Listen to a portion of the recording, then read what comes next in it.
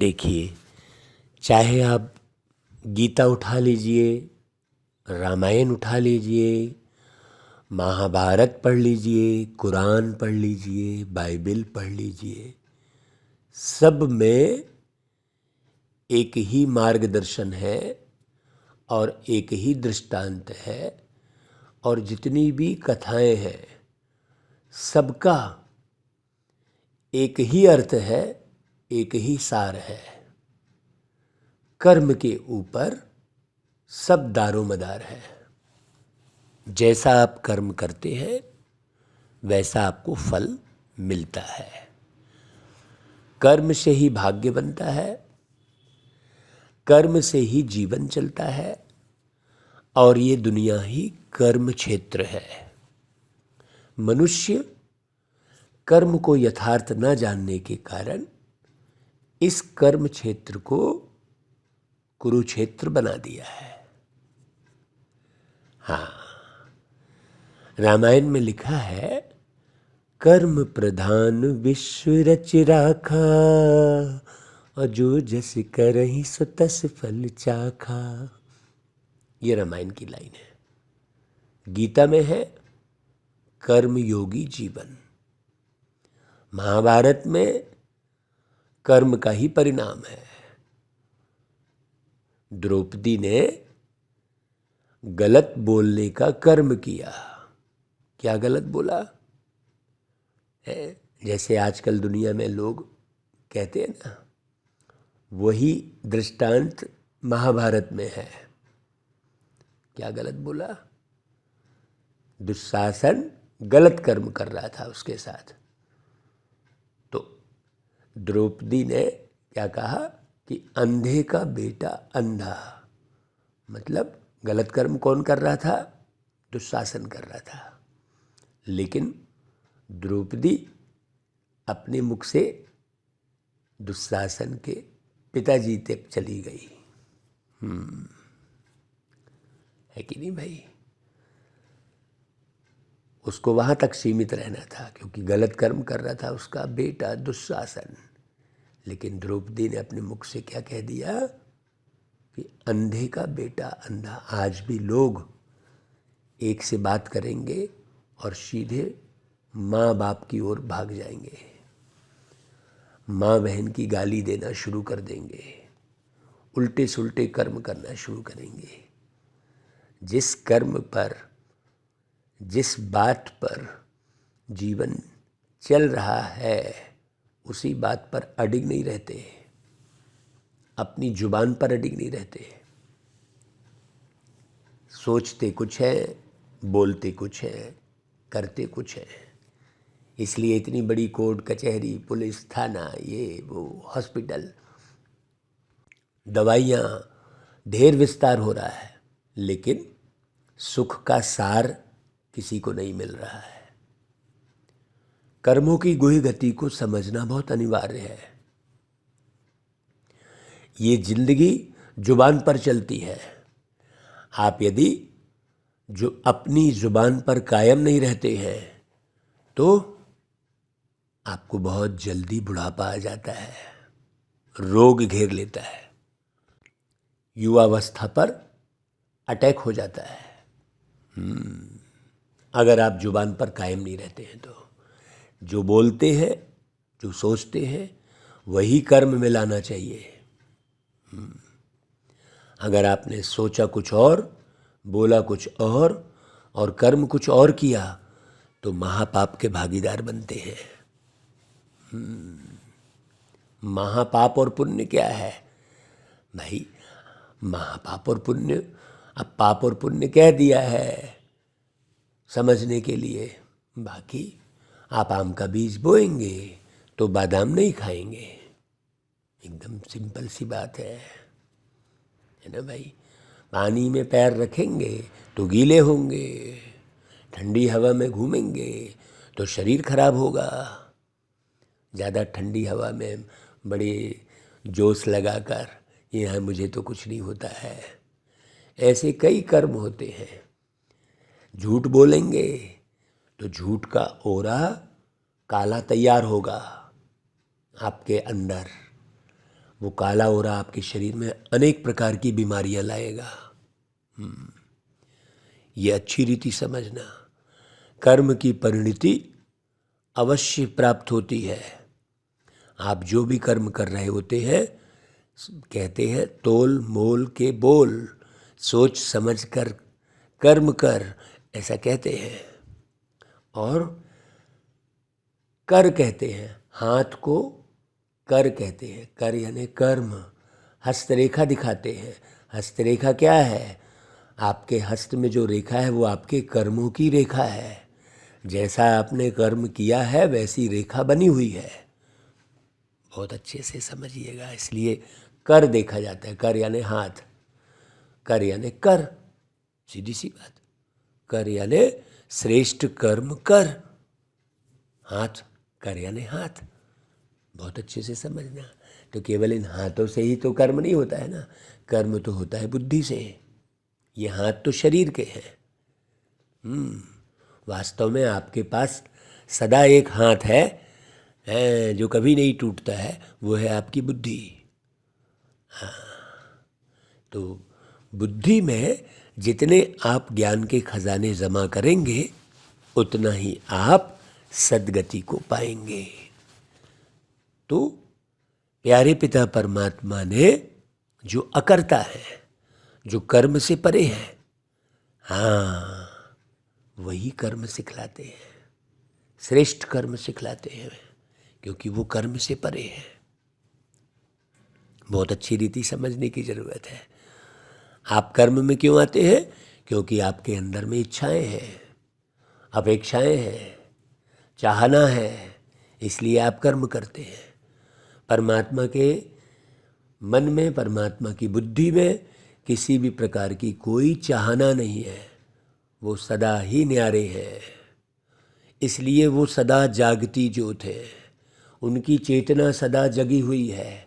यहाँ तो न जाने कितने चेतना जगाने वाले शरीर छोड़ के गए, और कहाँ गई उनकी चेतना? आकर फिर बताते ना भाई कि मैं चेतना जगाने वाला ऐसे ऐसे स्थान पर चेतना जगा रहा था, अब मैं यहाँ हूँ। वो बता ही नहीं सकते। क्यों? क्योंकि सतचित आनंद स्वरूप केवल एक परमात्मा है, जिनकी चेतना सदा ही जगी हुई है। बाकी यहाँ कितने चेतना जगाने वाले काल के गाल में समा गए। तो एक परमात्मा की तरफ बुद्धि लगाना, अपनी चेतना को परमात्मा की चेतना से जोड़ना, ये मुख्य कार्य है। इस कार्य को ना करके व्यक्ति जमाने में भटकता रहता है। हाँ, अनेक प्रकार के धर्म भेद, जाति भेद, गरीबी अमीरी का भेद, बात व्यवहार का भेद, दिखावेबाजी का और जमाने भर की प्रथा परिपाटी का भेद चलाते रहते हैं और भटकते रहते हैं और रोते चिल्लाते बिलखते हैं। कोई किसी की चेतना जगा रहा है, कोई किसी की चेतना जगा रहा है, कुछ का कुछ कर रहे होते हैं चेतना जगाने के लिए, है। जबकि प्यारे पिता परमात्मा ने कर्मों की गुह्य गति को बहुत अच्छे ढंग से, बहुत सरल तरीके से समझाया है। तो आज 30 अक्टूबर 2022 की प्यारे पिता परमात्मा की वाणी है। ये वाणी 21 नवंबर 1992 को प्यारे शिव बाबा ने इस धरती पर अवतरित होकर, जो बच्चे इस मार्ग में चल रहे हैं उनके बीच में मिलने आए और कर्मों की गुह्य गति का विस्तार समझाया। बाबा ने कहा, कर्मों की गुह्य गति के ज्ञाता बनो। तो देखो, वो तारीख थी 21 नवंबर 1992। उस दिन बाबा ने कहा कि देखो बच्चे, आज सर्व खजानों के देने वाले परम पिता परमात्मा सर्व बच्चों के जमा का खाता देख रहे थे। हाँ, कितना जमा किया है, जरा बहुत गौर से सुनना। आपने क्या क्या किया है और कितने खजाने आपके बुद्धि रूपी अकाउंट में जमा है, जरा गौर करके सुनना। तो खजाने तो सर्व बच्चों को अखुट मिले हैं और सर्व को एक जैसा, एक द्वारा सर्व खजाने मिले हैं। जितने भी सुन रहे हैं मुरली, सबको एक ही वाणी सुनने मिल रही है। सर्व खजाने मिले हैं एक के द्वारा, एक परमात्मा के द्वारा और एक ही विधि से। दादी प्रकाशमणि जी ने भी यही मुरली सुनी, दादी जानकी जी ने भी यही सुनी, दादी हृदय मोहिनी जी ने भी यही मुरली सुनी, ब्रह्मा बाबा ने भी यही मुरली सुनी। लेकिन देखो पुरुषार्थ में अलग अलग हो गया है। बाबा ने एक खजाना नहीं दिया, लेकिन अनेक खजाने प्राप्त हुए हैं, फिर भी जमा का खाता हर एक का अलग अलग है। कोई ने सर्व खजाने अच्छी रीति जमा किए हैं और कईयों ने यथाशक्ति जमा किया है। हाँ, कैसे यथाशक्ति? अपने अपने शौक में पल रहे हैं, कई अपनी बुद्धि लगा रहे हैं, नहीं ऐसा नहीं वैसा। जिन्होंने ढेर शास्त्र सुने हैं वो अपने शास्त्रार्थ कर रहे हैं। ऐसे एक तरफ एक बात एक ही बाबा से सुनकर और एक ही बात को एक ही तरह से समझने वाले बहुत कम हैं। हाँ, कोई ने सर्व खजाने को अच्छी रीति जमा किया है, बहुत अच्छी रीति समझा है, एक एक शब्द को बाबा की एक एक श्रीमत पर गौर किया है कि बाबा ने कहा कि भाई बच्चे ये नहीं खाना है तो मैंने वो नहीं खाना है। फिर बाबा ने कहा यहाँ नहीं जाना है, मैंने नहीं जाना है। बाबा ने कहा ये नहीं सोचना है, मतलब उसे नहीं सोचना है। कई ऐसे हैं जिन्होंने जमा किया है और कई लापरवाह। हाँ ठीक है, बाबा ने कहा बच्चे ये चित्र नहीं देखना है, मैंने नहीं देखना है। लेकिन कई अपने शौक में देखे हैं, पढ़े हैं चित्र। हाँ, बाबा के यज्ञ में समा गए हैं, समर्पित हो गए, सब कुछ कर लिए हैं, तो भी अपनी मनमत पर चल रहे होते हैं। तो जितना जमा किया है उतना ही चलन और चेहरे में वह रूहानी नशा दिखाई देता है। जमा करने का रूहानी फ़क्र अनुभव होता है। हाँ, बड़े फ़क्र से बोले कि हम बाबा के बच्चे हैं भाई। हाँ, एक होता है हाँ हम बाबा के बच्चे हैं, हाँ हम इतने साल से चल रहे हैं। कई ऐसे बोलने वाले भी मिलते हैं जो कहते हैं, हमसे मिलते हैं कई लोग, कहते हैं भाई जी हम 40 साल से ज्ञान में चल रहे हैं। अच्छा, अभी मेरे पास फिर भी एक समस्या। बोले क्या? वो मेरे बहू को संतान नहीं हो रही है। तो बताओ कैसे ज्ञान में चल रहे हैं? वो ऐसे बोल रहे होते हैं। क्यों? उनकी बुद्धि में ज्ञान का खजाना, योग का खजाना जमा ही नहीं है, बस चल रहे हैं।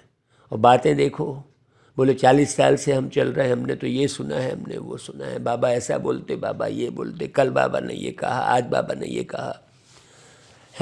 खूब व्हाट्सएप में मैसेज करते रहेंगे, खूब फॉरवर्ड करते रहेंगे। जमा का रूहानी फ़क्र अनुभव नहीं होता। रूहानी फ़क्र की पहली निशानी यही है कि जितना फ़क्र है उतना बेफिक्र बादशाह की झलक उनके हर कर्म में दिखाई देती है। हाँ, क्योंकि जहाँ रूहानी फ़क्र है वो अपने शरीर की बीमारी की भी चिंता नहीं करेगा भाई।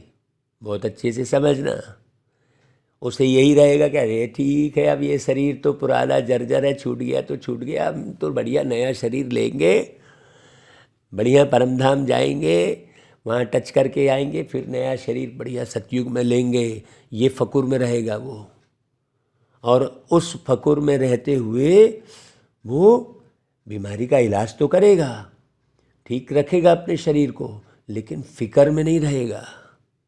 बेफिक्र बादशाह की झलक उनके हर कर्म में दिखाई देती है, क्योंकि जहाँ रूहानी फ़क्र है वहाँ कोई फ़िक्र रह ही नहीं सकता। जिसने रूह को समझ लिया, स्वयं रूह आत्मा, वो शक्तिशाली बनता है। ये बड़ी गहरी बात है। यह फ़क्र और फ़िक्र दोनों एक समय एक साथ नहीं रह सकते हैं। या तो फ़िक्र रहेगी या तो फ़क्र रहेगा। बोले नहीं नहीं नहीं, वो थोड़ा सोचना पड़ता है ना। ऐसा है ही नहीं, वो थोड़ा सा है, वो तो सबको आता है। आंसू भी आ रहे हैं, रो भी रहे हैं और कह रहे नहीं मैं तो बहुत बढ़िया हूँ, है मैंने धोखा दे रहे होते अपने आप को। जमाने भर का मन जो है भटक भी रहा है रिश्ते नातों में, खाने पीने में, इधर उधर घूमने फिरने में, और कहे नहीं हम तो ज्ञान में चल रहे हैं।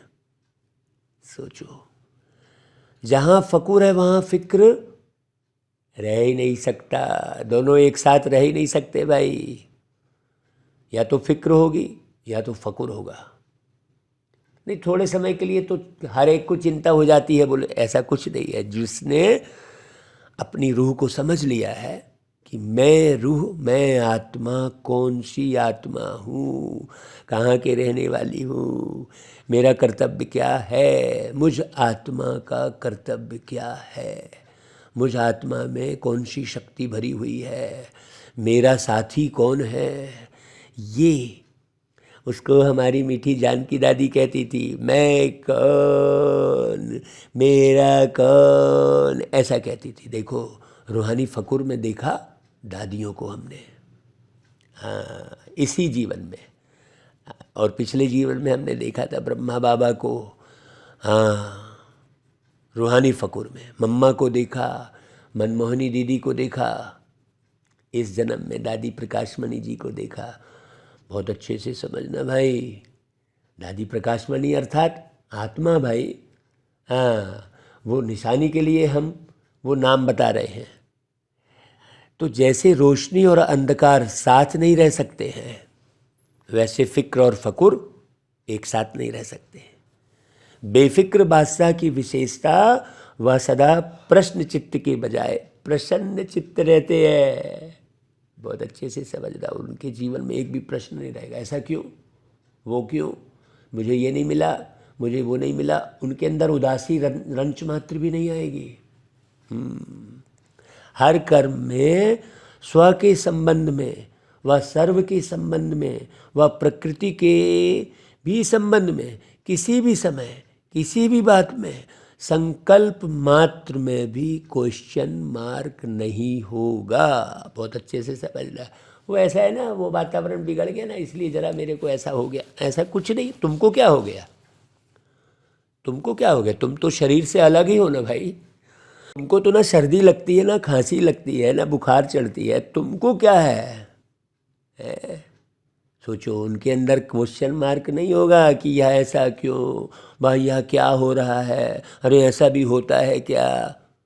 ऐसे प्रश्न चित्त आत्मा के संकल्प में हर कर्म को करते, देखते, सुनते, सोचते यही रहता है कि जो हो रहा है वह मेरे लिए अच्छा है, बस। हाँ, मतलब अब उसे संकल्प भी नहीं करना पड़ेगा, यहाँ ठीक है, सब में कल्याण है, ये सब आधार लेने की ज़रूरत ही नहीं है उसको। तो कल्याण है, मैंने है ही, अब वो थोड़ी वो उसको सोचेगा। सोचो भाई। तो सदा ही अच्छा ही होना है। प्रश्न चित्त आत्मा, क्या, क्यों, ऐसा वैसा, इस उलझन में स्वयं को बेफिक्र से फिक्र में ले आती है, और खुद फिक्र में लाएगी और दूसरे को भी लाने की कोशिश करती रहेगी। वो आत्मा खींचातानी मचाए रहेगी, वो संतुष्ट रहेगी ही नहीं। हाँ, वो ऐसा करेगी बस। और बेफिक्र आत्मा बुराई को भी अच्छाई में परिवर्तन कर लेती, इसलिए वह सदा प्रसन्न रहती है, चाहे उसका शरीर कैसा भी हो जाए, घर परिवार कुछ भी हो जाए। अभी आपका घर गिर जाए फिर क्या होगा, देख तो जरा, घर गिर गया आपका, फिर क्या करोगे, हैं? आपके जितने भी आप यात्रा कर रहे हैं, आपकी सारी अटैचियाँ सब गुम हो गई, फिर आपका मोबाइल कहीं इधर, थोड़ा सा कहीं इधर उधर रखा गया, आप भूल गए, तो आप ऐसे घबराते हैं कि जैसे पता नहीं क्या हो गया। सोचो, आजकल के साइंस के साधन से भी जो बेस्ट खराब माल होता है ना, उसको परिवर्तन कर अच्छी चीज़ बना लेते हैं। हाँ, तो प्रसन्न चित्त आत्मा साइलेंस की शक्ति से, चाहे बात बुरी हो, संबंध बुरे अनुभव होते हो, लेकिन वह बुराई को भी क्या करेगी आत्मा, अच्छाई में परिवर्तन कर स्वयं में भी अच्छाई ही धारण करेगी, और दूसरे को भी अपनी शुभ भावना के श्रेष्ठ संकल्प से बुराई को बदल अच्छाई धारण करने की शक्ति देगी।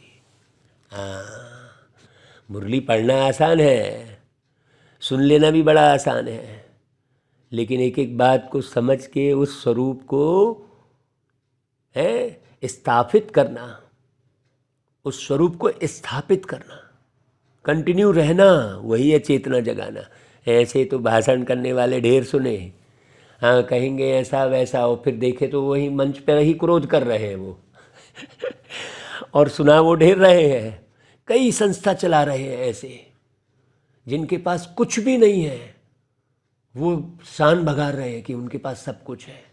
और यहाँ देखो बाबा ने सब कुछ देने के बाद भी ढीले पड़े बैठे हैं बच्चे। सोचो बाबा कैसे बोल रहे हैं? बहुत अच्छी रीति समझना भाई। कई बच्चे सोचते हैं, कहते हैं कि जब है ही बुरी व गलत बात तो गलत को गलत तो कहना ही पड़ेगा ना, ऐसा बोलेंगे है।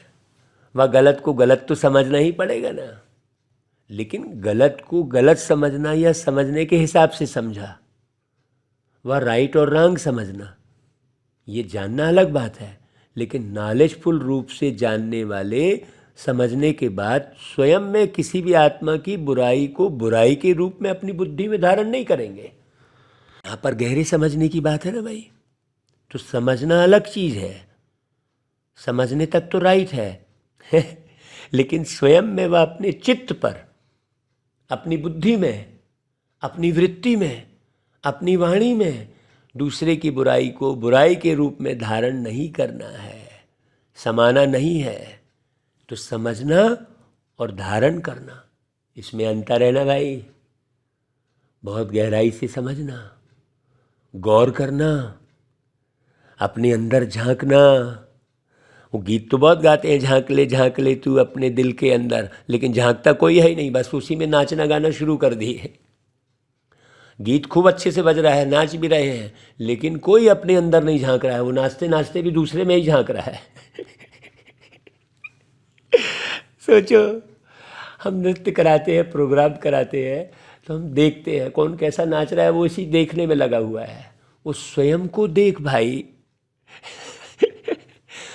स्वयं को तो देखता ही नहीं है व्यक्ति है।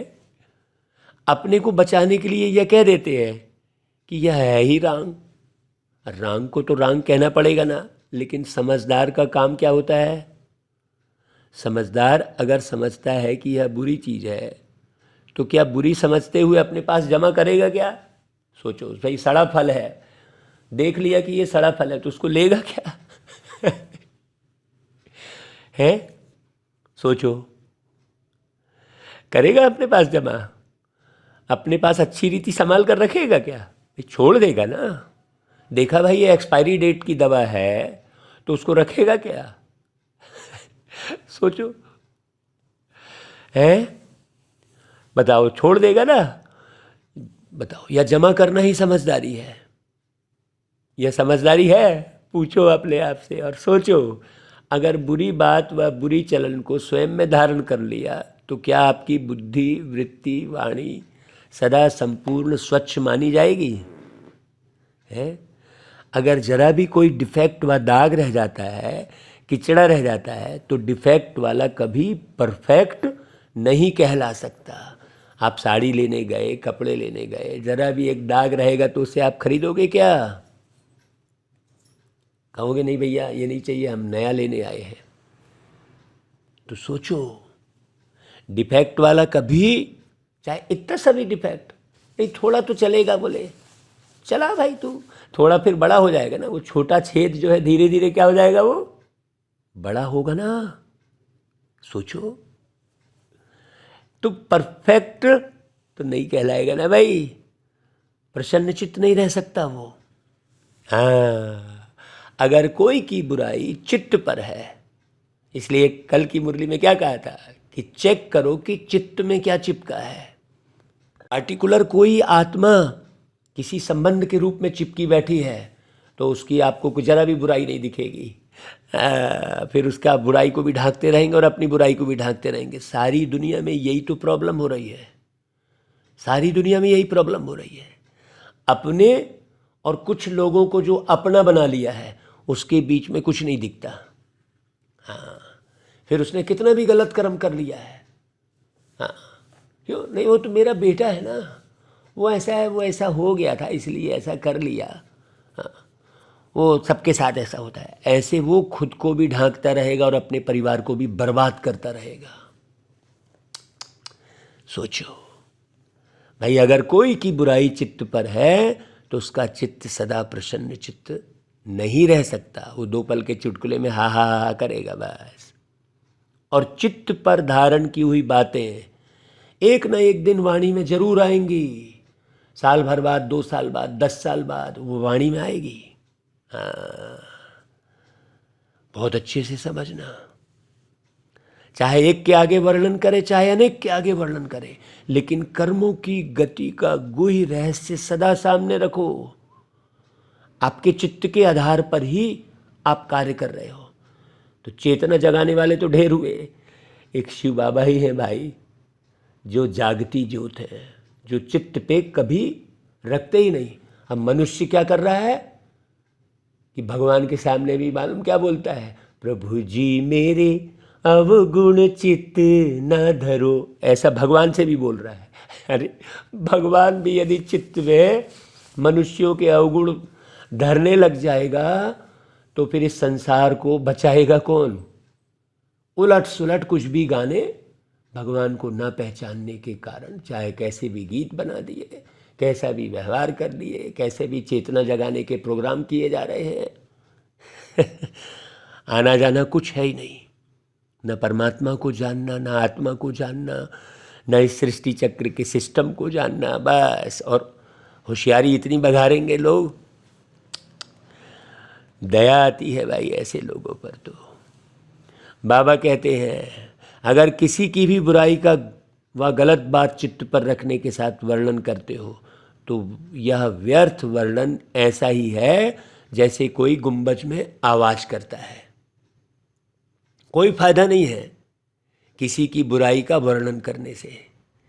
परमात्मा को अच्छी रीति जानना, पहचानना, संबंध बनाना और सबका संबंध परमात्मा के साथ जोड़ना, क्योंकि एक ही चेतना है पूरे संसार में, वो है परमात्मा।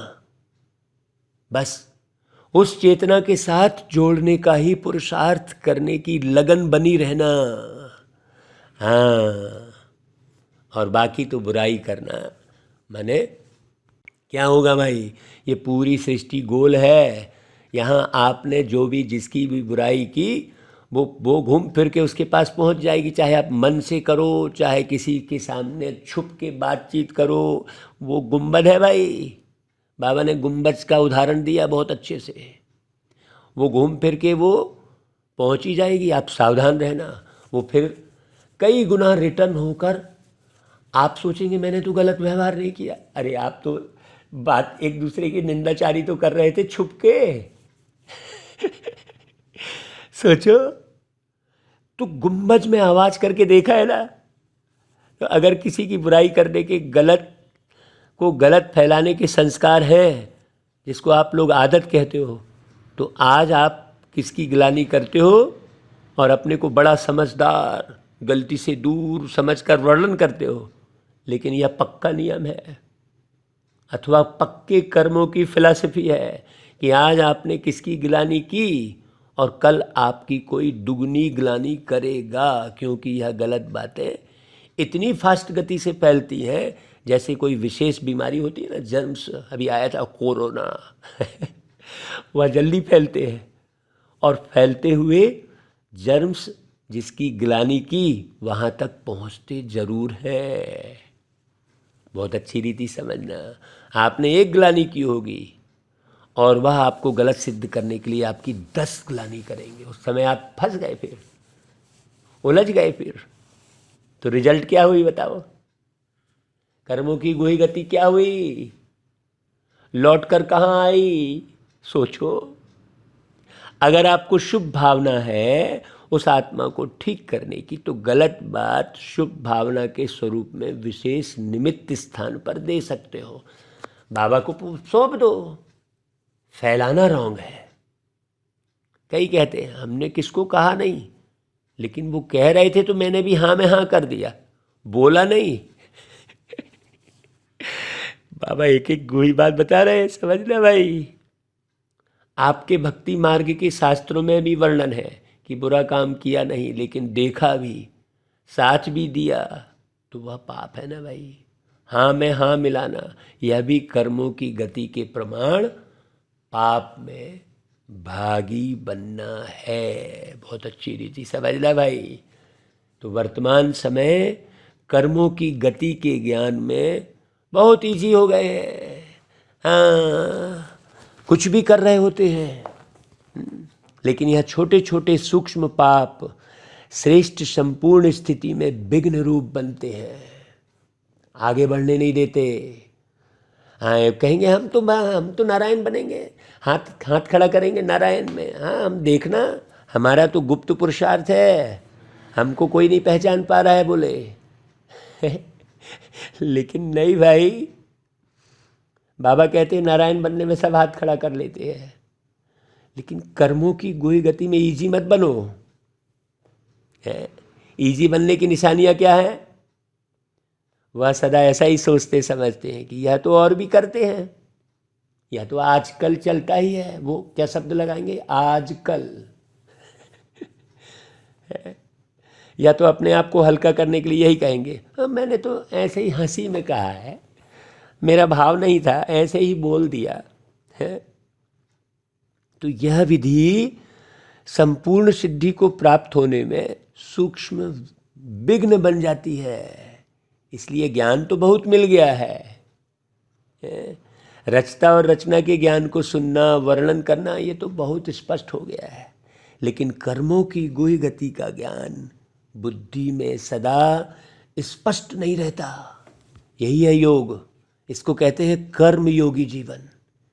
हाँ, गीत तो कई रचे, कर्म जैसे करोगी फल भी वैसे मिलेंगे, कर्म जैसे करोगी फल भी वैसे मिलेंगे, नीम बोने वालों को आम कैसे मिलेंगे।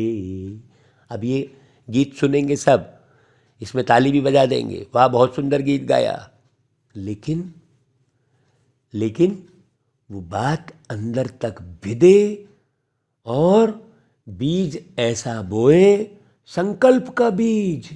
मुख्य है संकल्प, जैसा सोचोगे तुम वैसा बन जाओगी। ऐसे हम कई जगह गीत सुनाते हैं, खूब तालियां बजाएंगे, वाह वाह करेंगे, लेकिन वो अपनी सोच पर ध्यान नहीं देंगे। ये बाहर निकले, वो लड़ाई झगड़ा शुरू, इसने ऐसा, वो ऐसा, ये ऐसा, वो फलाना ठीक नहीं था, वो भाई तो बहुत अच्छा गीत गा रहा था लेकिन इन्होंने वैसा सम्मान नहीं किया, फलाना। वो दुनिया भर के चकड़पट्टी में लग जाएंगे, अपनी जिंदगी का निर्माण करने के बदले जमाने भर के भेद में पड़ जाएंगे। सोचो, कर्मयोगी जीवन है ये। अति सूक्ष्म व्यर्थ कर्म बुद्धि को, मन को ऊंचा अनुभव करने नहीं देते। हाँ, तो कर्मों की गुही गति का ज्ञान बुद्धि में सदा स्पष्ट होना चाहिए। इसलिए है बाबा कहते हैं अगर स्पष्ट नहीं है तो इजी हो जाते हैं। हाँ, चलो थोड़ा खा लिया तो क्या हुआ, थोड़ा पी लिया तो क्या हुआ, थोड़ा बोल दिया तो क्या हुआ। कई बच्चों को अपने प्रति भी कंप्लेन होती है कि जैसे बाप कहते हैं, भाई बाप बच्चों में जो श्रेष्ठ आशाएं रखते हैं, जो चाहते हैं, जितना चाहते हैं उतना नहीं है। इसका कारण क्या है? इसका कारण है अति सूक्ष्म व्यर्थ कर्म बुद्धि को, मन को ऊंचा अनुभव करने नहीं देते। योग लगाने बैठते हैं लेकिन काफ़ी समय युद्ध में चला जाता है। वो गीत ही सुनते बैठे हैं, किसका गीत है, किसकी आवाज़ है, किसने बनाया है, परमिशन से निकाला है कि नहीं निकाला है, किसकी परमिशन से निकाला है, ये कौन मुरली चला रहा है, इसको नहीं चलाना चाहिए। सोचो, कई जगह भटक रहे होते हैं, व्यवस्था में ही अटके हैं, व्यवस्था में ही अटके हैं। अरे भाई, ये सारी व्यवस्था मिटने वाली है, ठीक है। लोगों की सेवा अर्थ हम जो व्यवस्था कर रहे हैं वो अलग बात हो गई, लेकिन अपनी ही व्यवस्था में डूबे हुए हैं। अरे भाई, आप तो भ्रुकुटी के बीच बैठे अजर अमर अविनाशी आत्मा हो। ये केवल ज्ञान की बात थोड़ी है, आप तो हो ना भाई। तो व्यर्थ को मिटाए समर्थ बनने में ही समय चला जाता है। इसलिए क्या करना चाहिए, सोचो। जितना ऊंचा बनते हैं तो ऊंचाई में अटेंशन भी ऊंचा रखना पड़ता है ना। जब आप ऊंचे पद की ओर बढ़ रहे हैं, ये साधारण ज्ञान तो नहीं है। हम सतयुग की स्थापना कर रहे हैं और झूठ के ऊपर झूठ बोलते चले जा रहे हैं। सोचो है, सतयुग की प्रदर्शनी तो दिखा रहे हैं, लेकिन सत्य पर रंच मात्र भी नहीं चल रहे हैं। ये इसकी निंदा उसकी चारी। सोचो, ब्राह्मण जीवन की मौज में रहना है, लेकिन मौज में रहने का अर्थ यह नहीं है कि जो आया वह किया, मस्त रहा बस।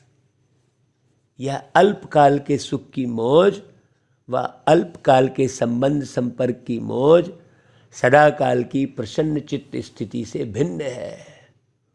इसी को मौज नहीं समझना। जो आया वह बोला, जो आया वह किया। अरे हम तो मौज में रहते हैं।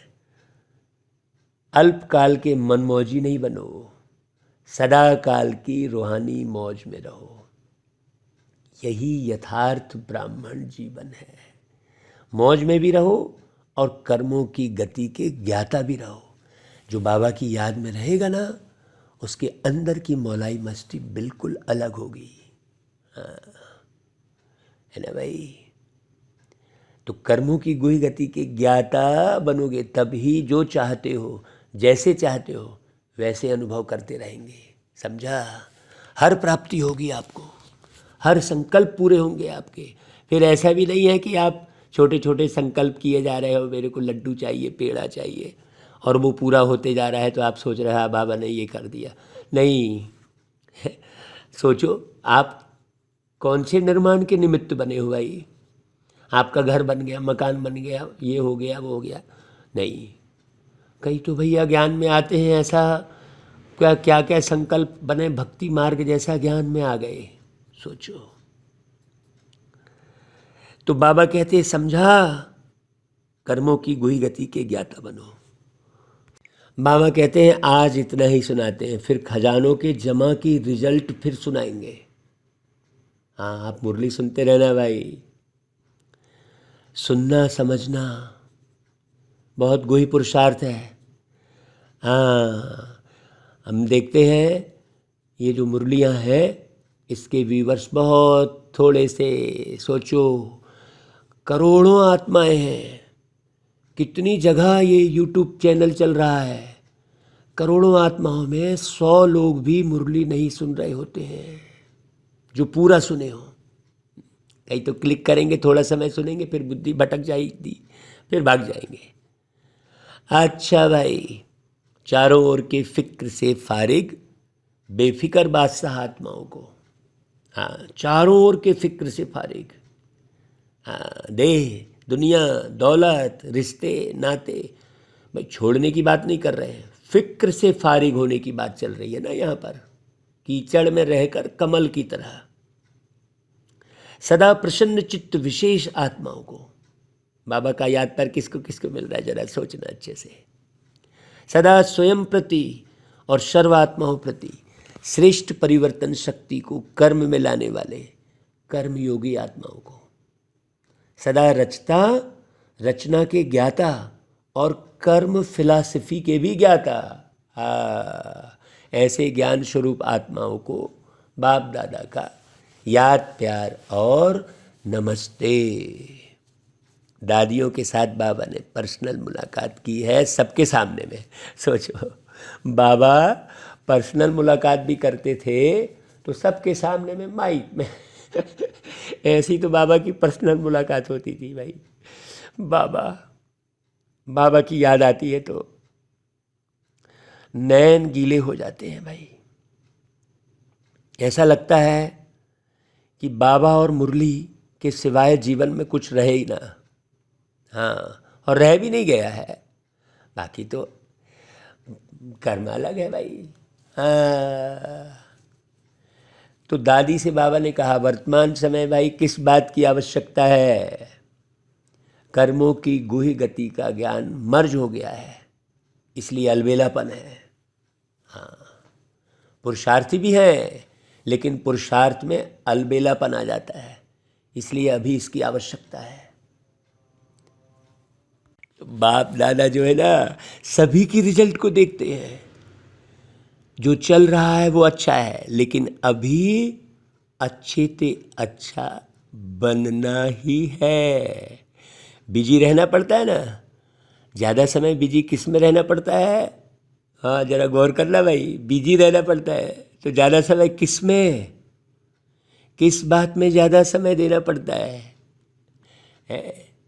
चाहे आप लोगों की अपनी स्थिति न्यारी और प्यारी है, लेकिन समय तो देना पड़ता है ना, है?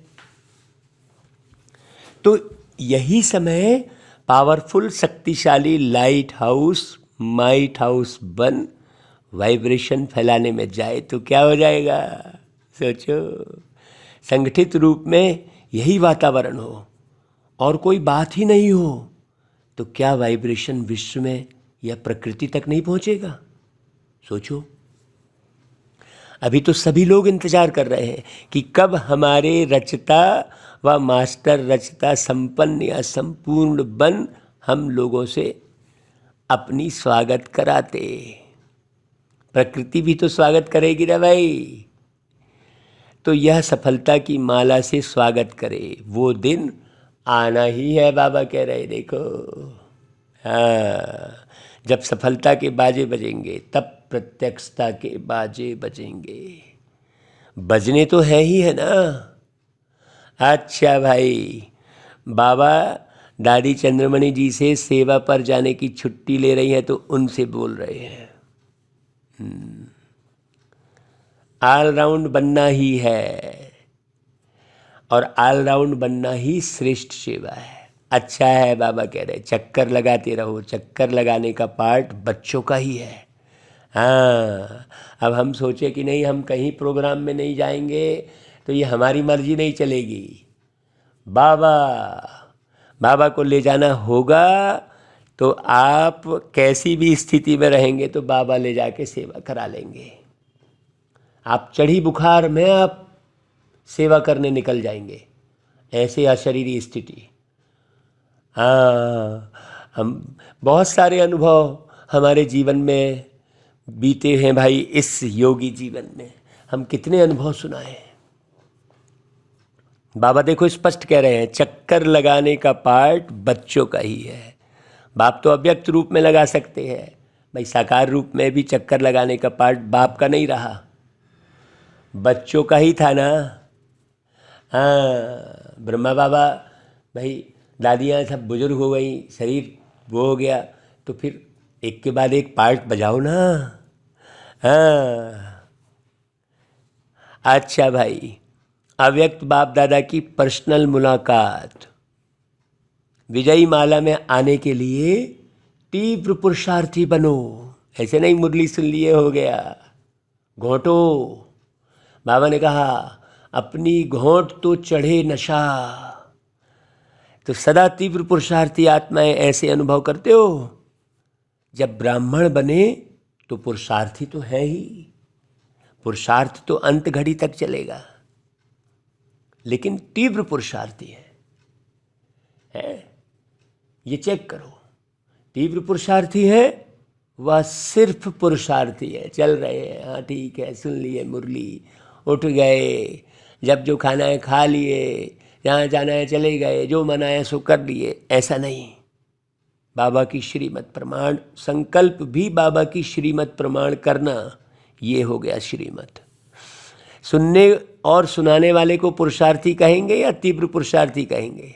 सोचो, सुनना और सुनाना, उसके बाद क्या होता है? तीव्र पुरुषार्थी किसको कहेंगे भाई? सुनने वाले को या बनने वाले को? जो माला का 16,108वां नंबर है, वह भी सुनता और सुनाता तो है ही है ना, नहीं तो माला में कैसे आएगा। लेकिन 108 की माला में कौन आएंगे? 108 की माला का नाम है विजयी माला। 16,000 वाली माला का नाम विजयी माला नहीं है। बहुत अच्छी रीति समझना। तो सुनना और सुनाना या तो मेजॉरिटी करते हैं, लेकिन सुना और बना इसको कहा जाता है तीव्र पुरुषार्थी। हाँ भाई, सुनाना तो पड़ेगा ही। अब कोई कहे कि हम मुरली सुनाना बंद कर दें, तो ऐसा तो हो नहीं सकता। बाबा जो अनुभव करा रहे हैं, जो अनुभव हो रहा है, जैसा पुरुषार्थ कर रहे हैं, वो सबको शेयर करना जरूरी है रे भाई, क्योंकि हम अकेले तो वहाँ राज्य करने नहीं उतरेंगे। है तो अपने आप को चेक करो, तीव्र पुरुषार्थी है या पुरुषार्थी है। जो है, जैसा है, वह मेजॉरिटी अपने आप को जान सकते हैं। हाँ, कोई थोड़े ऐसे हैं जो अपने को नहीं भी जानते हैं, रॉन्ग को राइट समझकर भी चलते जाते हैं। हाँ, कई ऐसे भी हैं, लेकिन मेजॉरिटी अपने मन में अपने आप को सत्य जानते हैं कि मैं कौन हूँ। बिल्कुल, हर एक अपने को जानता है। इसलिए सदा अपने को देखो, दूसरे को नहीं। हाँ, क्योंकि जितना ज़्यादा आप अपने को देखेंगे, उतना आप स्वयं का निर्माण कर पाएंगे। ये अपने को देखना ही योग है, और मुरली के आधार पर देखना, ऐसा नहीं अपनी मन मर्जी के आधार पर देखना। बाबा ने जो मुरली में कहा है, तो बाबा की नज़र से देखो अपने को। हाँ, अपनी नज़र से अपने को मत देखो। इसलिए वो गीत बहुत साल पहले बना था ना भाई, कि किसी की नज़र मुझ पर पड़े ना पड़े, प्रभु की नज़र का हुआ है असर, ऐसा गीत गाए थे। तो बाबा की नज़र से अपने को देखो। और बाबा की नज़र कहाँ है? बाबा की नज़र कहाँ देखने मिलेगी आपको? मुरली में। इसलिए मुरली है अमृत की धारा, है धारा, है ना भाई। तो अपने पुरुषार्थ को चेक करो और तीव्र पुरुषार्थ में चेंज करो, नहीं तो फाइनल समय आने पर चेंज नहीं कर सकेंगे। आप सोचेंगे कि नहीं, मैं समय आने पर कर लूँगा, समय आने पर कर लूँगा, ये कलयुगी लोग बोलते हैं। समय आपका शिक्षक नहीं है, बाप आपका शिक्षक है। तो बाप की मुरली के आधार पर जल्दी जल्दी चेंज करो, क्योंकि उस समय पढ़ाई का समय समाप्त होने पर इम्तिहान के समय पढ़ाई का चांस नहीं मिलता। अगर कोई स्टूडेंट समझे एक प्रश्न का उत्तर नहीं आता है, किताब से पढ़कर उत्तर दे दे, तो राइट होगा या रॉन्ग होगा? सोचो। तो उस समय अपने को चेंज नहीं कर सकेंगे। बाबा की मुरली अभी चल रही है, तो आप विनाश कब होगा, सतयुग कब आएगा, इस सब चक्कर में मत पड़ो।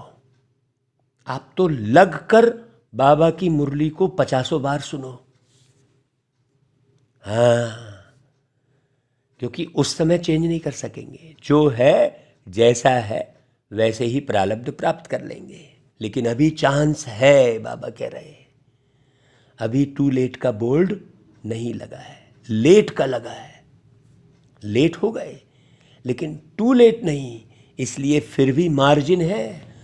अंतिम घड़ी तक अंतिम बच्चे को भी बाबा पूरा पूरा चांस देंगे।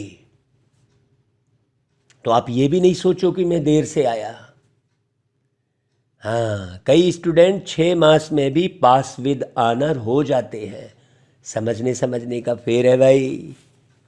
न बाबा के घर में देर है न अंधेर है, सिर्फ पुरुषार्थ करने वाले लोगों की बुद्धि में फेर है।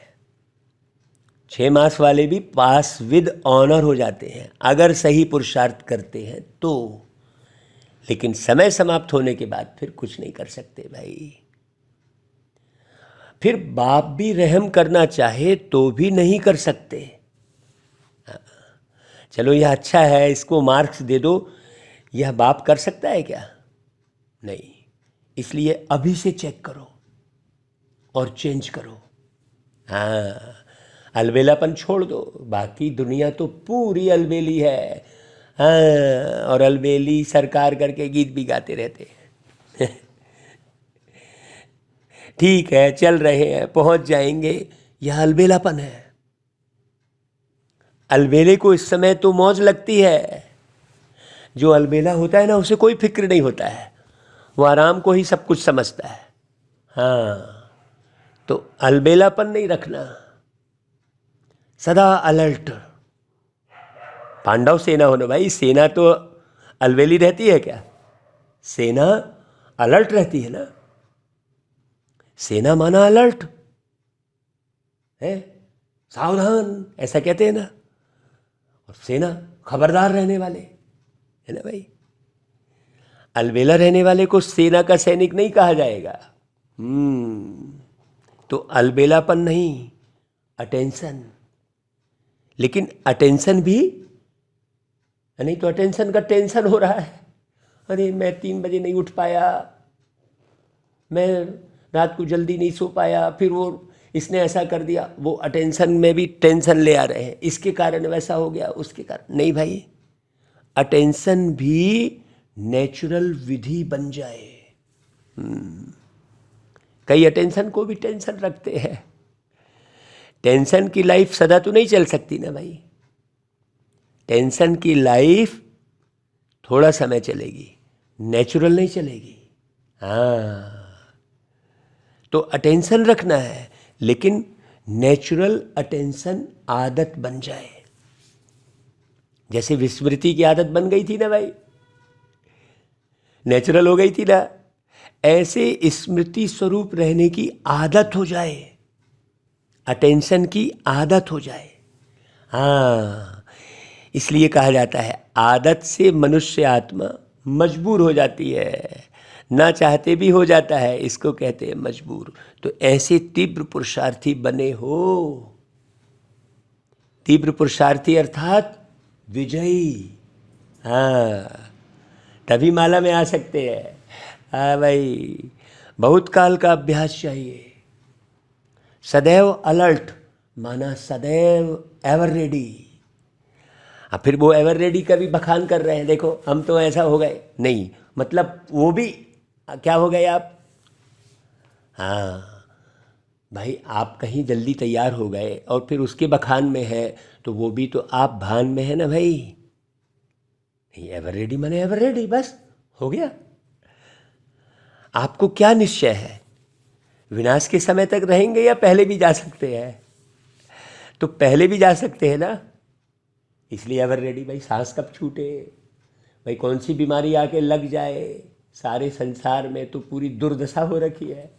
खान पान हवा सब कुछ अशुद्ध है। पानी, किस पानी से किस जगह पर कौन सा विषाणु अंदर जाके विष पैदा करके आपके किडनी को सफाया कर दे, पता चलेगा क्या? किडनी फेल माने गए आप ऊपर। तो इसलिए एवर रेडी, विनाश का इंतजार नहीं। सोचो, विनाश आपका इंतजार करे, आप विनाश का इंतजार नहीं करो। नहीं, घोषित करते रहते हैं फलाने तारीख तक विनाश हो जाएगा, वो सही पुरुषार्थी नहीं कहलाएगा। ना वो सही पुरुषार्थी कहलाएगा और ना वो सही पुरुषार्थ कराने वाला कहलाएगा। जो विनाश की डेट निश्चित करेगा, जो सतयुग की डेट निश्चित करेगा, बाबा ने डेट निश्चित करने कभी नहीं कहा। तो आप रचना है और बाबा रचता है ना भाई, है? सोचो, और विनाश आपकी रचना है। आप जब कर लो भाई, आप विनाश के रचयिता हो, सीधी सी बात। बहुत अच्छे से है, सदा एवर रेडी। तो क्या समझा भाई? बाबा पूछ रहे हैं क्या समझा, बताओ। अटेंशन रखना, जो भी कमी महसूस हो उसे बहुत जल्दी से जल्दी समाप्त करो। तो कब कमी महसूस होगी? जब अपने अंदर जांच करेंगे, चेक करेंगे, तब तो कमी महसूस होगी। और सदा दूसरों को देखते रहेंगे, परिस्थिति को देखते रहेंगे, शानो शौकत को देखते रहेंगे, अपने उसमें ही पड़े रहेंगे, रिश्ते नातों में, शौक में, इसकी याद उसकी याद में, तो फिर आप अपनी चेकिंग कर कहाँ पाएंगे? सोचिए, है? तो जल्दी करो, संपन्न बनना अर्थात कमजोरी को खत्म करना। ऐसे नहीं यहाँ आए तो यहाँ के, वहाँ गए तो वहाँ के, सभी तीव्र पुरुषार्थी बनकर जाना। तीव्र पुरुषार्थी बनना भाई, बाबा देखो। अच्छा भाई, वरदान, विश्व से अंधकार को मिटाकर रोशनी देने वाले मास्टर ज्ञान सूर्य भव। मास्टर ज्ञान सूर्य वह है जो विश्व से अंधकार को मिटाकर रोशनी देने वाले हैं। वह स्वयं भी प्रकाश स्वरूप लाइट माइट रूप है और दूसरों को भी लाइट माइट देने वाले हैं। हाँ, एक एक शब्द का अर्थ समझना भाई। जहाँ सदा रोशनी होती है वहाँ अंधकार का सवाल ही नहीं है, अंधकार हो ही नहीं सकता। जो विश्व को रोशनी देने वाले हैं वह स्वयं अंधकार में नहीं रह सकते। संपूर्ण पवित्रता अर्थात रोशनी, हाँ, ज्ञान स्वरूप, योग स्वरूप, धारणा स्वरूप, सेवा स्वरूप, उसका स्वरूप ही सेवा है। बहुत अच्छे से समझना। लवफुल, लॉफुल, नॉलेजफुल, ब्लिसफुल, कितने अच्छे अच्छे बाबा ने शब्द दिए हैं और पढ़ाई है। और ये केवल शब्द नहीं है, ये जीवन का आधार है। आप इसे केवल सुनने तक सीमित मत रखें, वाह बढ़िया बोला। बढ़िया क्या बोला? भाई आप उसे धारण करिए, है कि नहीं? बढ़िया मुरली चलाई, ये सब कुछ नहीं, वो कोई फायदा नहीं है, हमको वो सुनना ही नहीं है। मुरली तो बाबा की चल रही है भाई। बहुत अच्छी रीति समझना। पवित्रता माना रोशनी, हाँ, पवित्रता माना रोशनी, इसे गहरे से जरा समझना बहुत। उनके पास अंधकार अर्थात विकारों का अंश भी नहीं रह सकता। नहीं, दृष्टि फिर डूब गई। बताओ भला, हमको तो बड़ा ताजुब लगता है भाई, जब मैं देखता हूं किसी ज्ञानी योगी की दृष्टि कहीं डूबती है तो मुझे लगता है कि हे बाबा, सोचो, है मुस्कान रूहानी होनी चाहिए, दृष्टि रूहानी होनी चाहिए। बहुत अच्छे से समझने की जरूरत है। फलक से कह रहे हैं हम, बड़े हृदय से कह रहे हैं हम आपको, समझना भाई। मना हम बाबा के प्रेम अश्रु भर कर कह रहे हैं आपसे, हम कैसे बताएं? है किस प्रकार का गीत सुना लें, ऐसा लगता है हमको। ऐसा क्या कर लें जो जल्दी से जल्दी रूहानियत की स्थापना हो जाए। अच्छा भाई, स्लोगन, स्वभाव, संस्कार, संबंध, संपर्क में लाइट रहना ही मिलनसार बनना है। देखो, बाबा की मुरली माने बाबा की स्लोगन, बाबा के वरदान, बाबा का मीठे बच्चे कहना, बाबा की अव्यक्त वाणियाँ, इसके अलावा इस संसार में दूसरा कुछ भी सही नहीं है। मैं आपको बता दूं, माने एक से एक स्लोगन, आपको कहीं भटकने की जरूरत नहीं है भाई। आप केवल मुरली सुनिए। मुरली बाबा पूरी चला के चले गए हैं और बाबा सदा हर एक बच्चे के साथ हैं, उस बच्चे के साथ हैं जो पूरा पूरा श्रीमत पर चल रहा है। अपनी दृष्टि, अपनी वृत्ति, अपनी कृति, अपनी संस्कृति, अपना धर्म, अपनी धारणा, अपनी सेवा, सब पर पूरे गहरे से अटेंशन देकर जो बच्चा चल रहा है, बाबा उसके लिए जिम्मेवार बैठे हैं। बहुत अच्छी रीति समझना। एक भी शौक मत रखो इस देह दुनिया दौलत के सारे शौक पूरी तरह से जला दो, भस्म कर दो, आग लगा दो सब शौक में। एक ही शौक रहे, मुरली मुरली मुरली। मुरली सुनना, धारण करना, सुनाना, धारण करवाना। ऐसा गहरे में आप जितना गहरे उतरेंगे उतने ही ऊंची मंजिल का निर्माण कर पाएंगे। आपको पूरे 84 जन्म का निर्माण करना है। ये साधारण बात नहीं है, ये कोई प्रवचन और कथा कहानी नहीं है भाई। ये बाबा की वाणी है, विश्व अथॉरिटी परमात्मा की वाणी है, धर्मराज की वाणी है। बहुत अच्छी रीति समझना भाई। अच्छा भाई, ओम शांति।